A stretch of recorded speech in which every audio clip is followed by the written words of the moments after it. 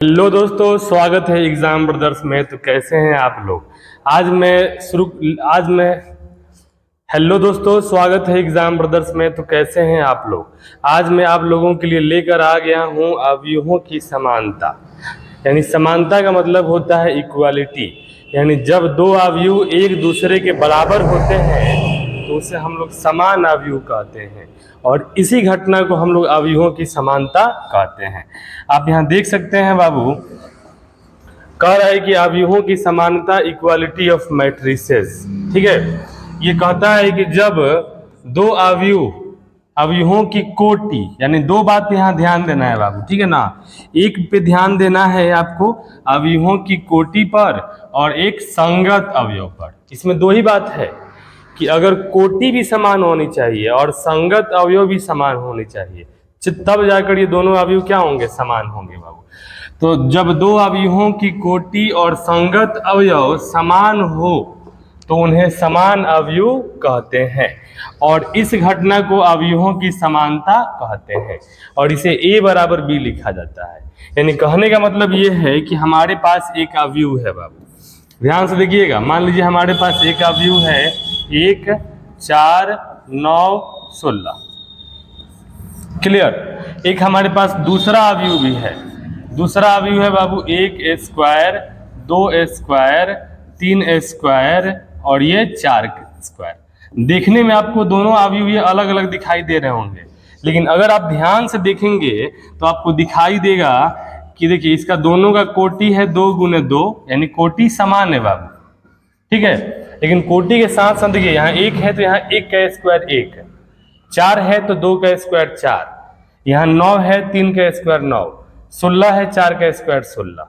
यानी देखिए यहाँ पर कोटि बराबर है लेकिन संगत अवयव भी क्या है? बराबर है। तो हम यहाँ बोलेंगे बाबू कि ए जो है वो बी के क्या है? बराबर है। ए बराबर बी। ठीक है, और जैसे ही ए बराबर बी हो गया हम बोलेंगे ए और बी क्या है? समान अवयव है। क्या है? समान अवयव। यानी कहने का मतलब ये है कि मान लीजिए हमारे पास, हम चले एक एग्जाम्पल और लेते हैं। यहाँ पर देखिएगा अच्छे से।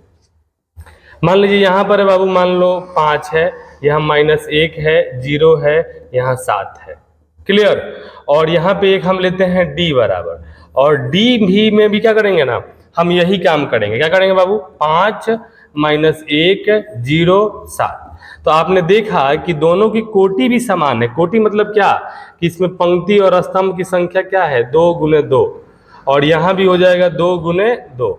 देखिए यहाँ पे संगत अवयव भी क्या है बाबू? समान। देखिए 5 5 -1 -1 0 0 7 7। तो हम बोलेंगे सी जो है वो किसके बराबर है? डी के बराबर है। क्लियर। और सी डी हमारा बोलो क्या है बाबू? ये सी डी जो है हमारा क्या है? समान अवयव है। लेकिन अगर मैं बोलूं ऐसे कि चलिए ए बराबर है 6 7 8 3 -1 0, और बी बराबर बोलिए क्या है बाबू? बी बराबर 6 7 3 -1। ये दोनों बोलिए क्या होगा? बराबर होगा कि नहीं होगा? समान अवयव होगा कि नहीं होगा? तो पहली बात इसमें देखिए, कोटि इसका है 2 गुने 3, इसका कोटि है 2 गुने 2। तो कोटि अगर अलग अलग है तो हम डायरेक्ट बोलेंगे कि ए जो है वो बी के बराबर नहीं है। ए जो है बी के बराबर नहीं है, क्योंकि इसमें 8 0 है, इसमें 8 0 है ही नहीं बाबू। ठीक है ना। तो यहाँ पर कोटि अलग अलग है और संगत अवयव भी क्या है? सेम नहीं है। तो ये हमारा क्या है?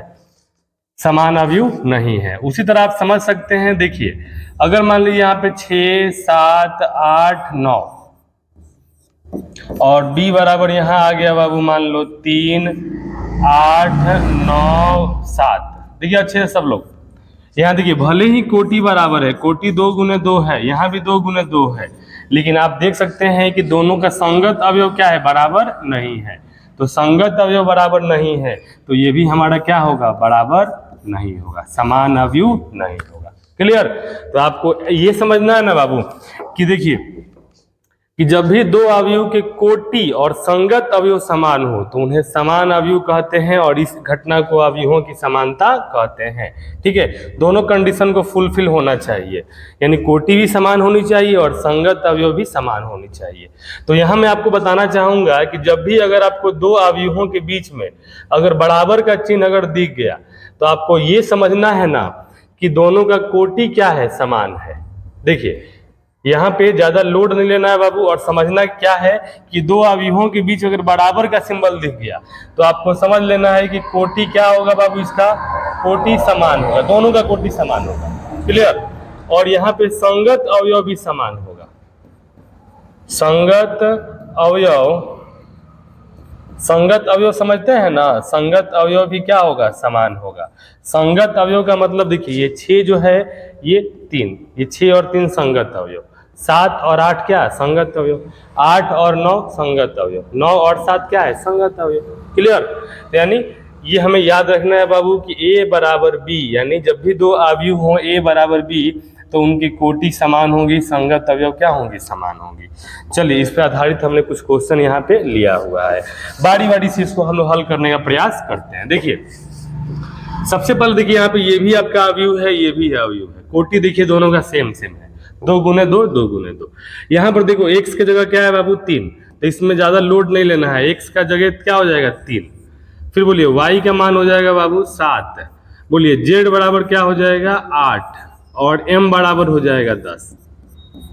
ये हमें कैसे मालूम चल गया, क्योंकि यहाँ दो अवयवों के बीच में बराबर का चिन्ह लगा है, और जैसे ही बराबर का चिन्ह लगा है हमने देखा कि दोनों का कोटि क्या है, समान है, और जैसे ही कोटि समान है तो संगत अवयव भी क्या होगा, समान होगा, संगत अवयव भी क्या होगा, समान होगा। क्लियर।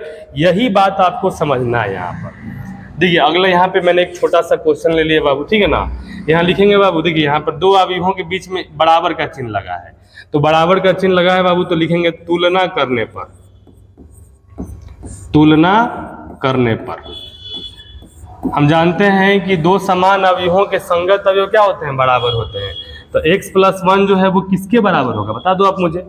x + 1 बराबर हो जाएगा 3 के बराबर। अगर हम इसे हल करेंगे तो x बराबर ये 3, एक इधर आएगा -1, 3 में से 1 जाएगा 2, तो इसलिए x बराबर क्या आ गया बाबू, 2 आंसर।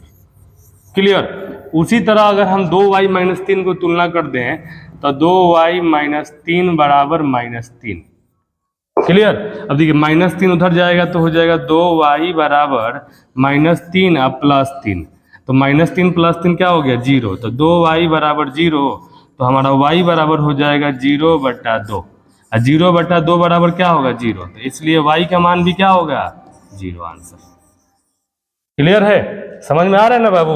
उसी तरह आप मुझे बता दो z का मान क्या होगा, तो z -4 बराबर हो जाएगा 8 के बराबर।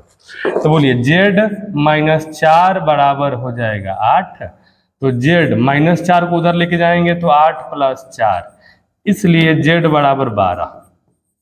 ठीक है। तथा एक लास्ट वाला बच गया बाबू, बता दीजिए कौन सा बच गया जी, 5m + 7 जो है वो 22 के बराबर हो जाएगा। तो यहाँ लिखेंगे 5m + 7 बराबर क्या 22। अब 7 को उठा के उधर लेके जाना है तो हमारा हो जाएगा 22 - 7, तो 5m बराबर 22 में से 7 गया 15, तो m बराबर बता दीजिए, ये हो जाएगा 15 बटा में 5, 5 तिहाई 15, तो इसलिए m बराबर क्या हो गया बाबू 3। क्लियर।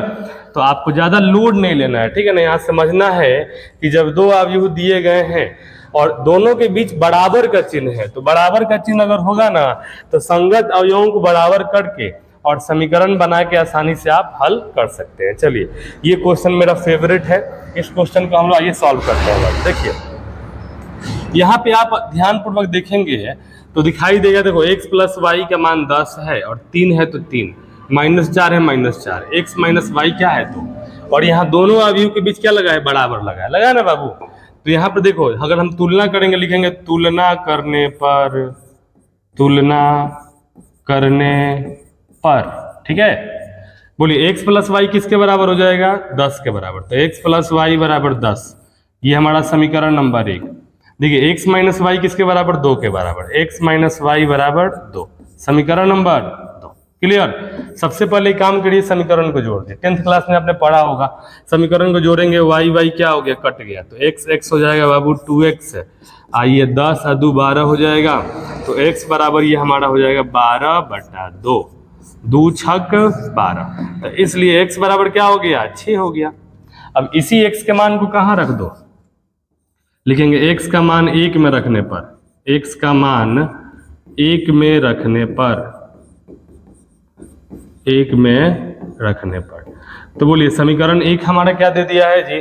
समीकरण 1 दे दिया है x प्लस वाई, तो x प्लस वाई बराबर 10 और हमारा x का मान 6 आ गया है, तो x की जगह 6 प्लस वाई बराबर 10, तो यहाँ पे 6 उधर जाएगा तो हो जाएगा y बराबर 10 माइनस 6, तो इसलिए y बराबर क्या हो गया 4। तो ये हमारा y का आंसर आ गया बाबू और ये हमारा x का आंसर आ गया। क्लियर? तो ऐसे नोटबुक में बहुत सारे क्वेश्चन आपके दिए गए हैं, उसको आप जाइए और बनाइए। इसमें ज़्यादा लोड नहीं लेना है, आपको देखना है कि दो अवयवों के बीच में अगर बराबर का चिन्ह है ना, तो संगत अवयवों को बराबर करके और समीकरण बना के क्या कर देना है, हल कर देना है। इसके लिए आपको समीकरण आना चाहिए। मुझे उम्मीद है ये वीडियो आपको अच्छा लगा होगा। थैंक यू, धन्यवाद।